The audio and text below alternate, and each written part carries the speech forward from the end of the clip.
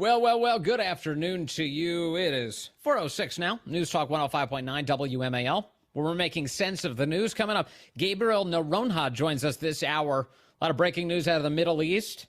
The Israelis appear to have knocked off an Iranian general, a top Iranian general, and Joe Biden is running away from support for Israel right now as his base is saying, don't do that. We'll get into that ahead. And then Mike Gonzalez joins us at 5 o'clock. He's got a brand new book coming out, and he couldn't join us at a better time as you see the left's Marxism on display. Mike will explain. You can join us at 888-630-9625, 888-630-WMAL. In fact, that is where we find Sam calling in from Alexandria on line 3. Sam, good afternoon to you. Hope you had a nice Easter. What's on your mind, sir? Thank you so much, Vince. I hope you had a great one as well, from what I heard. I've been thinking about this over the weekend. In fact, I started thinking last week, I think it was Wednesday or Thursday, the Fairfax County Board of Supervisors did the exact same thing and made a proclamation ahead of the Biden administration. So kind of shows where Fairfax is at.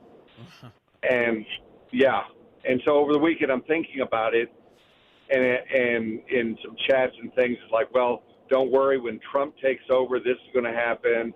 Or if we get the House and the Senate back, this is going to happen. And I thought, you know what? No, it's not. Sadly, I feel that this country has to go into the desert for 40 years, because I don't think until God himself displays his power and his, I'll say it, frustration with this country will we get it. And it won't come in the form of, to where they can say, oh, it's climate change, or, oh, it's this, or it's global warming.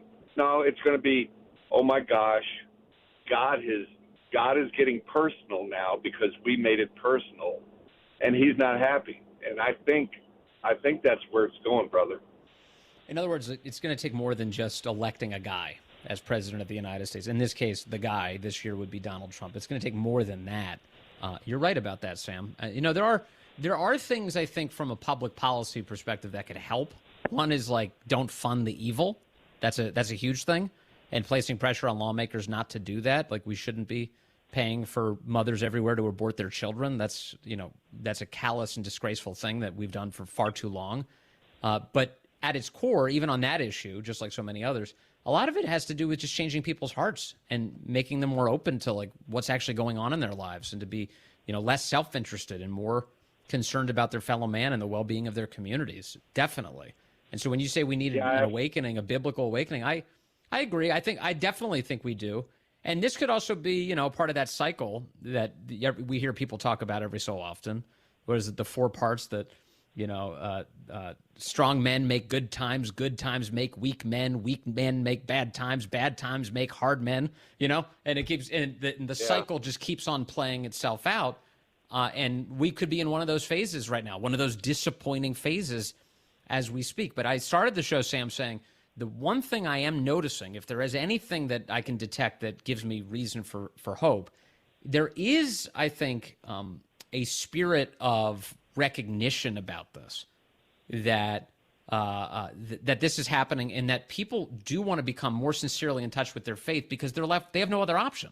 It's like that's the one last place they can go. I don't know about you, but in my life, if I've ever faced the loss of a loved one, which I have, and they're on their deathbed, or if you have somebody who's afflicted with, God forbid, cancer or some other really difficult health ailment, there's only so much medicine can do. Occasionally, the only place you can turn to is God. And that's what people do when they become desperate. And I'm detecting some of that in our culture now.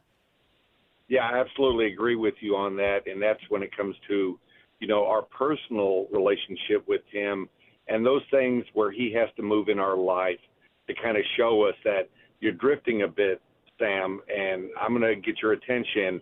And I focus and I realize that it's because I have lost favor because of my actions.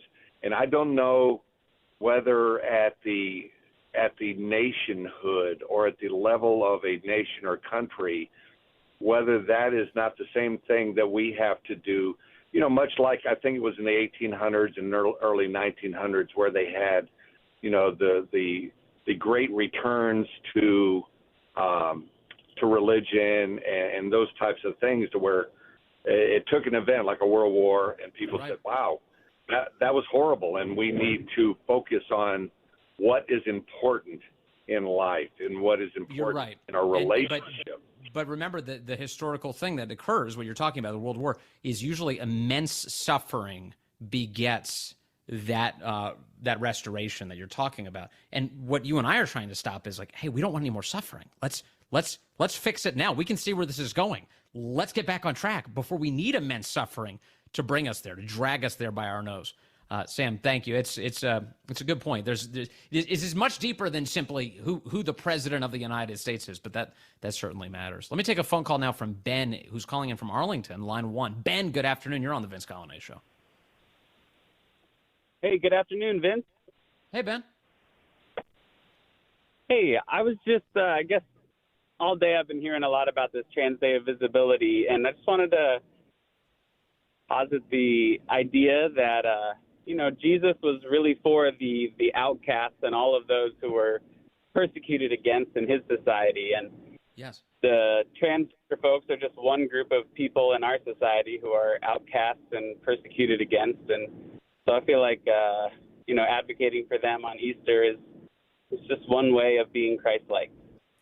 Yeah, but there's a fallacy in that thinking, and I understand how you arrive at it. This is why I've been saying that the left, what they do is they exploit the decency of Christians, and they appeal to that very thing, which is like, hey, look out for the guy who's the unusual person. He's atypical. He's not the same as everybody else. He's doing things a little different. He shouldn't be mocked for that. And I totally understand that. But here's the way to answer it, Ben. The answer is not to enable that person's destruction. That's the evil route. The evil route is saying, yeah, you were born in the wrong body. This is a mistake. And in fact, the only way out of it is for us to medicate you, for us to change the way people talk about you, for us to remove an organ, to sterilize you, to put you on a lifelong dedication to the pharmaceutical industry. And there's not fulfillment in that. There's nothing that demonstrates fulfillment in that. In fact, that's the way you abandon someone and hurt them. So the correct response, if a loved one approaches you and they've got an affliction, they've got some sort of problem, you don't enable their destruction. You move heaven and earth to intervene to save them, to figure out what the underlying problem is, to figure out a way to get them out of that, to put them on the right track. So the Christian response is to help that person, not to destroy them. Don't you agree? I mean, to me, you sound exactly like gay conversion therapists. I really disagree strongly with what you're saying. I think the right way is to love people where they are and listen to what they're saying, not tell them that what they're saying is wrong. So are there limits? So what's the limiting principle on what you just described? So like if you have a loved one that comes to you on a heroin addiction and you say, you know what, that's just the way they want to live their life. They've decided that heroin's their thing. You don't intervene? You just watch as they waste away? Yeah, you just love them where they're at. I mean, you don't give them heroin, but you love them. You don't tell them, I won't love you until you stop taking heroin. You just love them. You love them very much, right? That's what Christians do. But the way to love them and to demonstrate that is to actively intervene for their betterment, to do something to get them into a better place, and not to watch them be destroyed. I mean, you have to recognize, isn't that of course, I can't believe that you would do anything else in your life.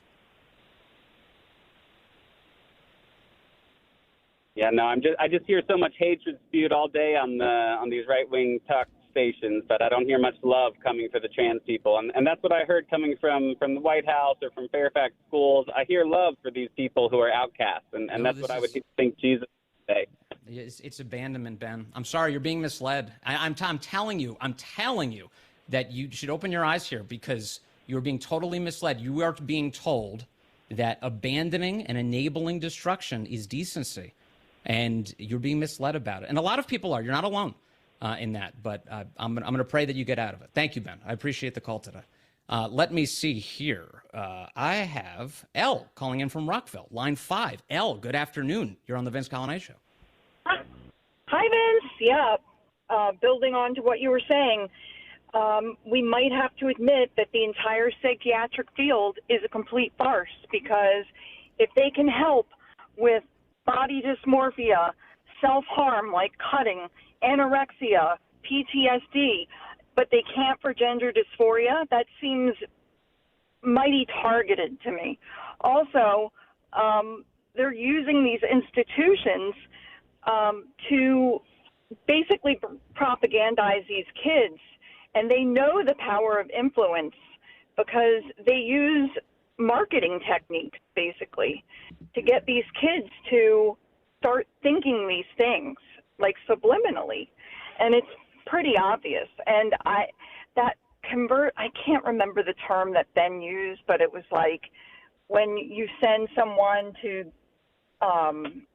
like for conversion therapy. Yeah. They're so against it. Why? Why are they so against that? They know it's effective. It's fascinating what you're bringing up about the role that these institutions are playing. These that you have the medical industry captured. Do no harm has been just completely torn up and thrown out. And there was I'm gonna play some audio for you. This is Jonathan Haidt. His name is spelled H-A-I-D-T, not H-A-T-E, by the way. Haidt, and he's a lefty, a researcher, and he was just on the show Firing Line, hosted nowadays by Margaret Hoover, and they were talking about this very thing. And he said, I looked into like all of these young girls who are now saying that they're actually transgender. He's finding what Abigail Shrier found years ago, and here's what he says. So there's very important older research by Nicholas Christakis and James Fowler, where they looked at, they had gigantic health data sets, the Framingham Heart Study, and they were able to see that, if one person takes up smoking, their friends are more likely to take up smoking, but actually so are their friends' friends, and even friends' friends' friends. So the things we do spread out through social network. We affect each other. Now, it turns out, when you're looking at emotions, girls and women, when this study women, when a woman is depressed, that spreads out to her network, whereas when a man is depressed, it doesn't. Women talk about their feelings. They're more connected in that way. Girls, you're connecting on social media, where it just turns out in many communities, the more anxious and depressed you are, the more you get support. The more extreme your symptoms, the more you get likes and followers. Of course, it's good to destigmatize mental illness. We don't want people to be ashamed, but boy, is it a terrible idea to valorize it, to tell young people, you know what? The more you have this, the more popular you'll be, the more support you'll get. And so you get this explosion, not just of anxiety. Anxiety is in part, I think, spread sociogenically, it's called, from social causes, not from internal causes. But we get it for dissociative identity disorder, and it seems to be the case for gender dysphoria as well. And you think that the data demonstrates that it is above and beyond just the phenomenon of coming out and an increased awareness? Yes, because it happens in clusters of girls. It happens in clusters of girls who had no previous gender dysphoria when they were young. So it's very different from the kinds of gender dysphoria cases that we've known about for decades. I mean, it is a real thing. But what happened, especially when girls got YouTube and Instagram early, but then especially TikTok, girls girls get sucked into these vortices, and they take on each other's purported mental illnesses. Yeah, all right. And so this is common sense. I mean, you watch this and you hear this and you go, okay, the research supports what the obvious thing it is, which is that there are social movements here, there are institutional movements here, where you are, as he put it, valorizing mental illness rather than treating it, Elle. Absolutely. I see that. It's plain as day, especially you cannot claim to treat all of these other mental illnesses but one also. I mean, that's really important. Yeah. That kind of gives it all away, doesn't it? They're always pushing this kind of, pushing therapy for mentally ill people, and if it really worked, then it really works. And they tell you you're crazy for noticing. Elle, I'm sorry, we have to run, but you're totally right. You're totally right about these things. All right, let's see here. Kevin, Smithsburg, Maryland, calling in line 1. Kevin, good afternoon. You're on the Vince Coglianese Show. Hey, Vince, how you doing? I'm good, Kevin. What's on your mind, sir? Thanks for taking my call. I just wanted to say I'm impressed with you. Well, first of all, I think you are an underrated talent in this industry. And I am serious. You just evidenced it by the way you handled that gentleman's call a few minutes ago who was talking about, giving love to the trans community. I'm sitting there thinking, man, this guy's making good points. And you had a thoughtful, measured, polite, almost irrefutable response to every one of them. And I was impressed. Well, thanks, Kevin. I think he realized when I asked him about whether a loved one, on heroin would be worth intervening in, and then he realized like he kind of had to try and cling to his argument. He was like, "Well, you just let him continue to be addicted to heroin, just love him." Like, well, no, you wouldn't do that. No, nobody would do that. I mean, if you have it within your power to intervene, you would. And the same thing is true. Like, say if you have a kid who joins a gang. And you can see where it's going. Maybe that's been a part of your life in the past. You wouldn't be like, oh, that's fine. Like they'll end up either dead or in jail. No, you're not for that. You would do what you can to intervene. Yeah, and I agree also with the other caller who was a few minutes before him talking about how I feel like we're heading closer towards a rock bottom, and I agree with you. And you're one of the first you're one of the first people I've heard say it proudly and publicly that our nation turning back to God is what is needed. Yeah. Well, and I appreciate the way out. Where else can we turn? Kevin, thank you very much. I appreciate the call. Dan's calling in from Fredericksburg, line 2. Dan, good afternoon. You're on the Vince Coglianese Show. Yeah. Hey. Hey, Dan. You're breaking up a little bit, Dan. Try one more time. Okay, let's try it again. I don't know if you can hear me. Yes, I can. Was, I wanted to respond to that caller as well. He mentioned, Jesus would look out for the people who are, treated poorly in society, and Jesus would be the one to reach out to them. And that's what the left seems to be doing with this trans day on Easter. No, that's not. That's taking Jesus out of context. Jesus would say to them, I don't hate you. I love you. I'll love you enough to get you out of your sin. Go now and sin no more. Look what he did with the woman caught in adultery. He said, hey, let those who are without sin cast the first stone. Nobody did. Yes. So he says, where's your accusers? And she, says, there are none except you. He says, I don't accuse you or I don't condemn you either, but go now and sin no more. Yes. Don't stay in your sin. Jesus would never affirm the sin. I'm glad you brought that up. It's funny. I actually, that thought did run through my head as he was talking to me, go and sin no more. I'm glad you got to deliver it though, Dan. You're totally right about that. He stopped everyone from stoning her. They brought her to, he's like, hey, we're supposed to stone this lady. He goes, hey, let you who is without sin cast the first stone. And they all left. They were like, no, that's a good point. They all headed out. And the woman looks up and Dan's right. He says, go and sin no more. Yeah, that's how it happened. All right, coming up. Gabriel Noronha is going to join us. We'll talk to him about all the chaos in the Middle East today. Israel just took out a top Iranian general. What does that mean? And what is Joe Biden doing right now on that issue? Hey, good afternoon to you. It is 4:36 here, News Talk 105.9 WMAL, where we're making sense of the news. Coming up 5 o'clock, we'll be joined by the excellent Mike Gonzalez.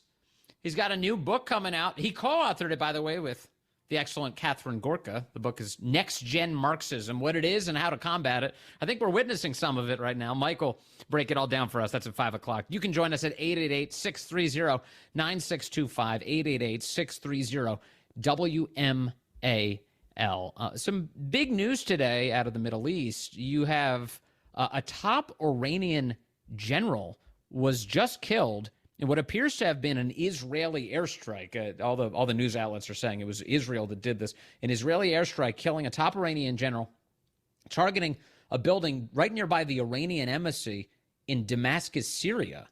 Axios with this report, two sources familiar. The general, Mohammad Reza Zahidi, was the commander of the Iranian Islamic Revolutionary Guard Corps. Doesn't get much higher than that. The Quds Force in Syria and Lebanon. And a key official here. The Iranians are promising a big response.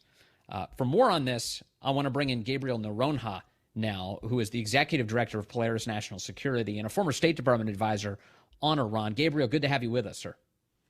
Hey, Vince, always great to be on. What kind of a scalp is this? I mean, it seems like it's a big deal, this guy that apparently Israel just took out. This is one of the biggest scalps that Israel has taken really in years. This is not quite Soleimani level, but this is sort of 1 degree right below. This is almost like a 4-star commander for them. He is in charge of anything Israel related, Lebanon, Syria. They also killed 3 other top commanders and generals, including one responsible for the Gaza Strip. So again, these are top brass that just got taken out. These are all their top terror generals. And I think it's fair to say Iran is not happy about this. They've made some pretty strongly worded threats in response. So when Soleimani was taken out, they had a relatively minor response, kind of a show of force, but it didn't go much further beyond that. How disabling is it to take out one of these big time Iranian generals? Are they so powerful that it does cause meaningful chaos for the Iranians? This guy has been in charge of these forces for about 15 years now, maybe a little bit more. So this guy has all the institutional memory, all the relationships, highly trusted figure, and pretty powerful in the region. So you can't just replace him with the guy below him. You're going to have serious problems underneath.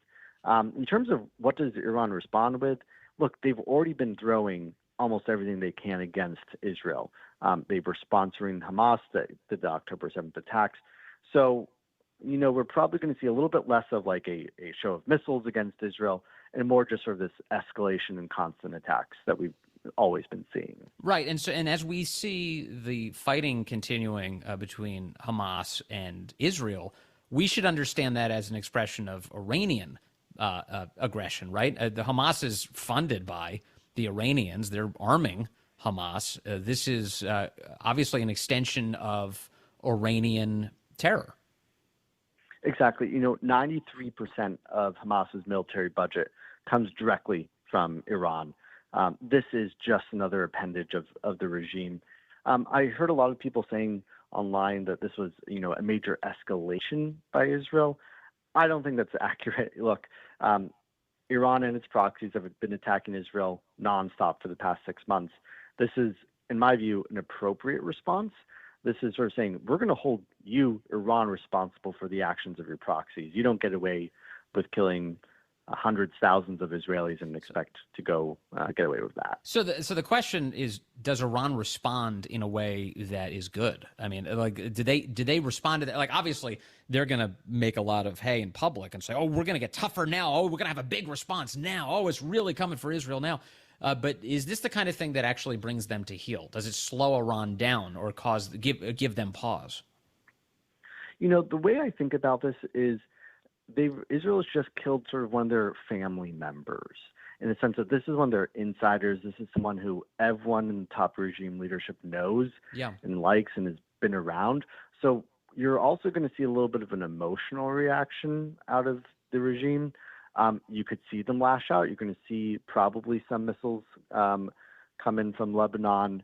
But again, if they thought that they could win in a all-out war with Israel, they would have done that war a long time ago. They realize that they are outmatched. So there's a limit to what you're going to see. I think you're going to see something dramatic, perhaps, but that, again, takes the temperature down because at the end of the day, they can't win in a full-out war. Let me move now to Joe Biden and his attitudes towards Israel. In the wake of the terror attack on October 7th, Biden came out and made a lot of statements demonstrating, or at least suggesting, that he was very supportive of Israel.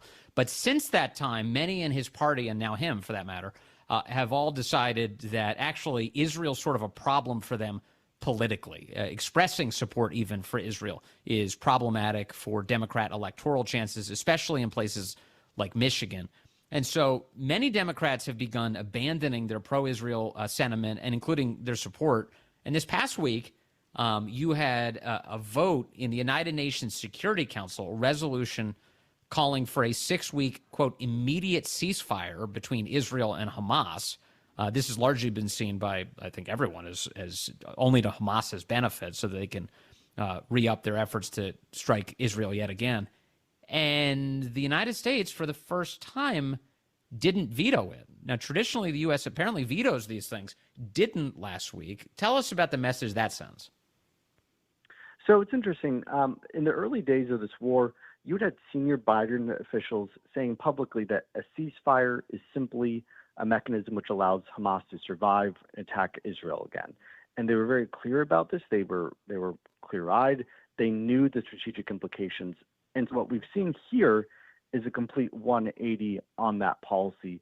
They are abandoning something that they know would only lead to Hamas being able to attack Israelis again. So you've got this right. This is about Michigan, much less than what it is about in Israel. I think it's truly a catastrophe when you see the Biden administration abandoning an ally just because they think that can win a few more votes for re-election. That sends a terrible message to our allies across the rest of the world that, hey, if you become a liability for our re-election chances, we're throwing you over the board. Yeah, I mean, obviously, we all want to see the fighting come to an end and people stop dying. And it's being sold as a, quote, ceasefire. So I think as a top line, I think most people would agree, like, boy, I really hope there's a ceasefire. But is it your view, Gabriel, that that a ceasefire would only redound to the benefit of Hamas and that they would literally only use it for more death and destruction? So Hamas leadership has been pretty clear about this answer themselves. What they have said is, we want to do October 7th a second time, a third time, a fourth time, as long as it takes to kill all the Jews, is what they have said, and that's basically verbatim. So how Hamas would use a ceasefire is they would be able to regather their troops. They are split across Gaza. They are low on supplies. They need a respite from sort of the constant Israeli bombardment of them, and they need to do that so that they can go and launch more attacks. If they get a ceasefire, they are able to do that. That's why they've been pushing for a ceasefire so aggressively. What the Biden administration has said, if they want a lasting and permanent ceasefire, that is basically peace.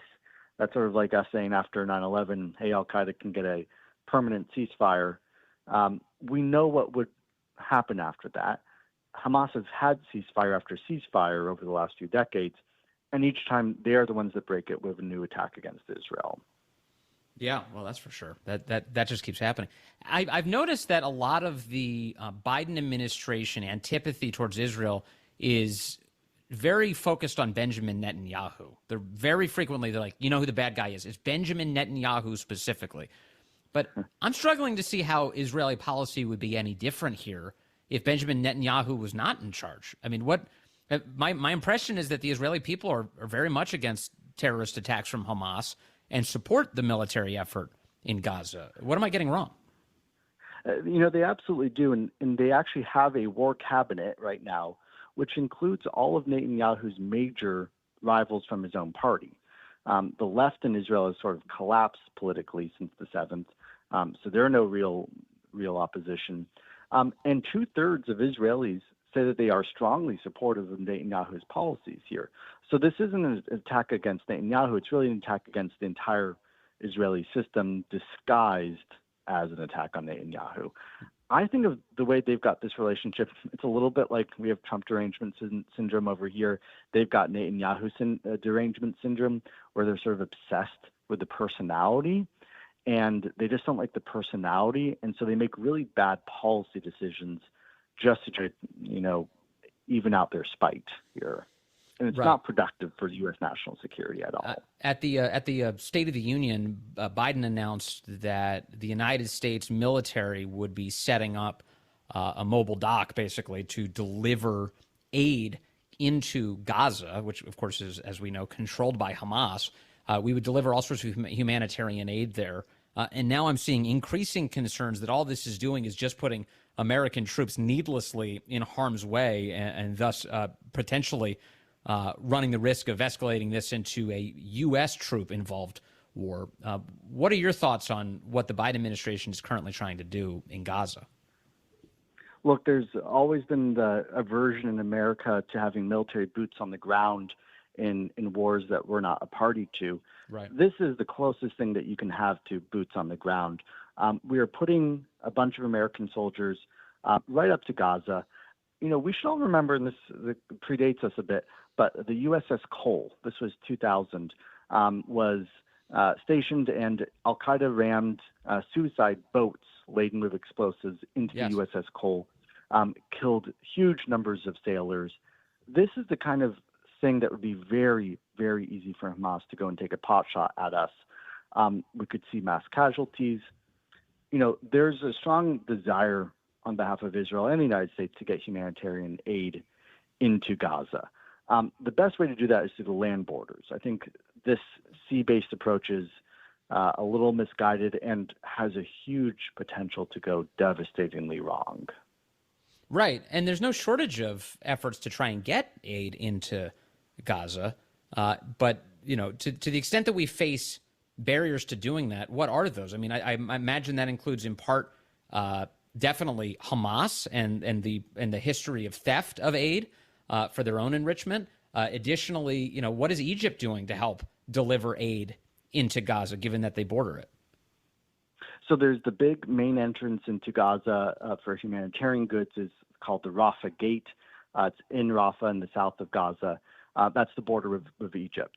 And right now, Israel is scanning and monitoring about 200, maybe 250 trucks a day of aid that's going into Gaza. The issue and sort of the roadblock here is actually once they get into Gaza, of being able to get distributed among the people without Hamas either attacking these trucks or taking them over and stealing it. So it's really it's not everyone's blaming Israel as they want to do, but Israel's not where the impediment is. It's actually the UN inside Gaza, the humanitarian arrangements inside. That's where we've had the biggest issue, and so solving that roadblock and getting Hamas to not attack them is really where you need to see the most improvement. Man, it's just so wild. Gabriel Noronha, again, with Polaris National Security, a former State Department advisor on Iran as well. Thank you, sir, for your insight into this topic, as always. Really appreciate your time today. Always a pleasure, Vince. Brand new Associated Press poll done with the Nork Center for Public Affairs Research, just released today, finds that roughly 2/3 of Americans now disapprove of how Joe Biden is handling border security. 2/3. The last third is gone. There, we can't save them. But 2/3 all agree that Joe Biden is really screwing up our border. That includes about 4 in 10 Democrats. That's nearly half of his base, his coalition. 55% of black adults and 73% of Hispanic adults. 73% of Hispanic adults all across the country say that Joe Biden is screwing the pooch on border security. And they are totally right about that. A recent Pew Research Center poll found 45% of Americans described the situation as a crisis. Another 32% said it was a, quote, major problem. That's what the AP says. They say there's a lot more in here just in terms of, she's saying that like black communities are really struggling and all sorts of people are just being just upended by all of this border chaos, which was done by design. I mean, Biden campaigned on border chaos. And so, of course, we have a lot of it because promises made, promises kept, at least on that one. He came into office riding on this promise that he would have people surge the border illegally, and they definitely did that. And it just, I hate this topic because I hate what's happening to our country. But it seems like with each passing day, we get more and more headlines that indicate it's not going to get better anytime soon, or at least not yet.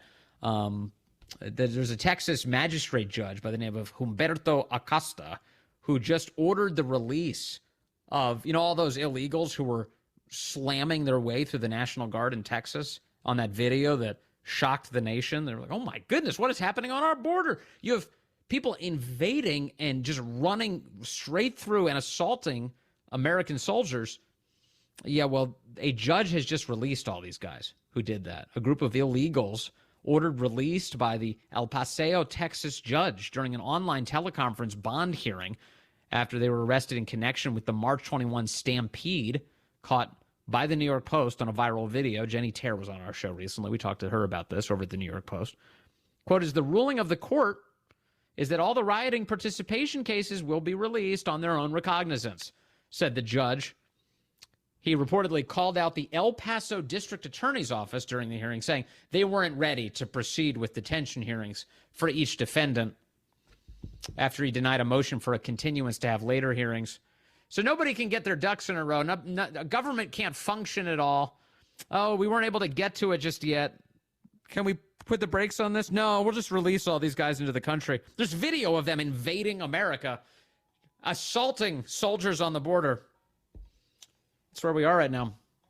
Pray for a way out and vote for a way out. Hey, coming up, Mike Gonzalez is going to be with us from the Heritage Foundation. If you think things are crazy and you think the left is responsible, you're right, and he's got some thoughts on that.